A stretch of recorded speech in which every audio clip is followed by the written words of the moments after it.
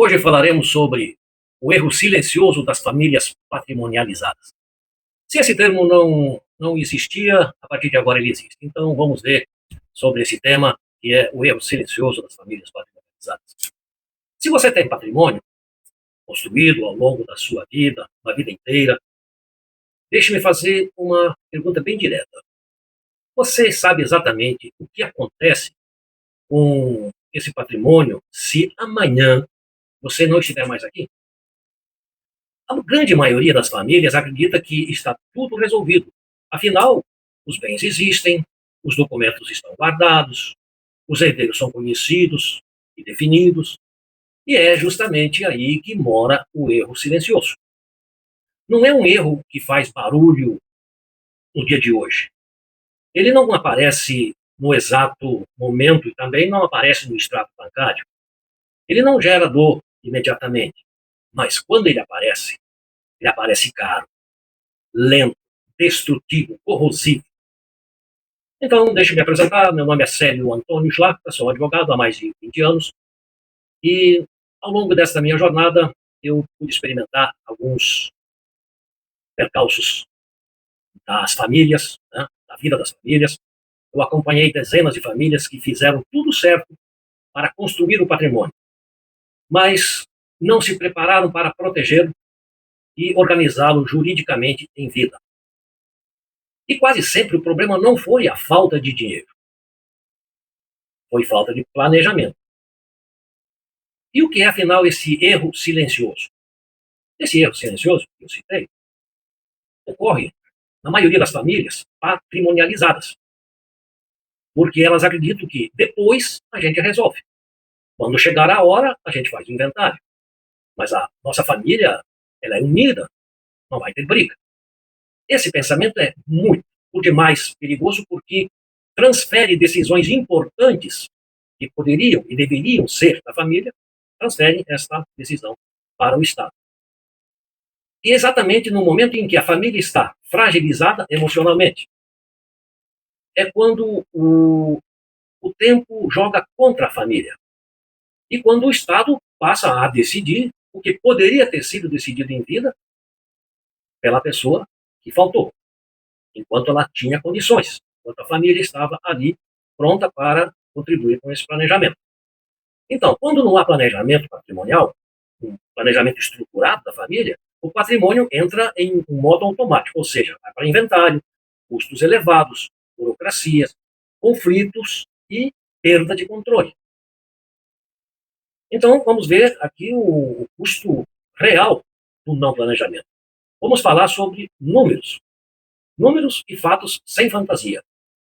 Um inventário, ele envolve impostos, imposto estadual, é claro, custas judiciais e também emolumentos cartoriais, honorários advocatícios e, muitas vezes, a necessidade de vender bens com urgência.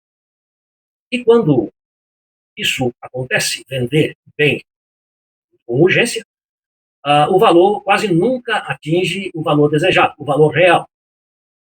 Não é raro as famílias perderem 20%, 30% ou até mais. Eu já vi famílias perderem 50% do valor de um bem vendido às pressas, simplesmente porque precisaram transformar um bem em dinheiro para pagar as custas e precisavam disso rapidamente. Mas o custo não é apenas financeiro, existem outros custos, o custo emocional. Irmãos que deixam de se falar, decisão tomada pelo judiciário, porque decisão que deveria ter sido tomada pela família não foi tomada, então o judiciário toma porque é o Estado que manda tomar essa decisão. E conflitos que poderiam ter sido evitados com regras claras começam a surgir porque não foi feito nada em tempo hábil. Tudo isso não acontece por causa da ausência de um ente querido. Isso acontece por causa da ausência de um planejamento em vida, um planejamento estruturado. Vamos fazer um exemplo prático. Imagine uma família com imóveis, uma empresa e com aplicações financeiras. Enquanto o patriarca está vivo, tudo funciona, ele decide, ele organiza, ele resolve tudo. Mas quando ele não está mais presente, surgem as perguntas. Quais são? Quem administra? Quem decide? Quem pode vender? Quem recebe o quê? Sem planejamento, essas respostas não estão em um acordo familiar. Então estarão num processo. E um processo nenhum substitui o diálogo feito no tempo certo. Aqui está um ponto fundamental, um ponto de virada de chave. O planejamento patrimonial estruturado da família não é sobre a partida de um ente querido. Não. É sobre organização. É sobre continuidade. É sobre proteção do patrimônio, sobretudo, e sobre tranquilidade.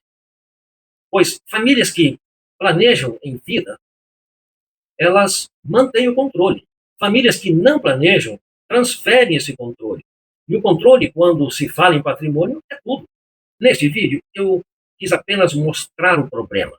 Ao longo de uma série que nós faremos aqui de 10 vídeos falando sobre o mesmo tema, eu vou explicar passo a passo por que o inventário é sempre caro e desgastante, o que realmente é importante para um planejamento patrimonial da família, o que realmente é o planejamento patrimonial da família, quais são os cuidados tributários que precisam ser tomados e como evitar conflitos familiares. Tudo com clareza e responsabilidade e sem promessas fáceis.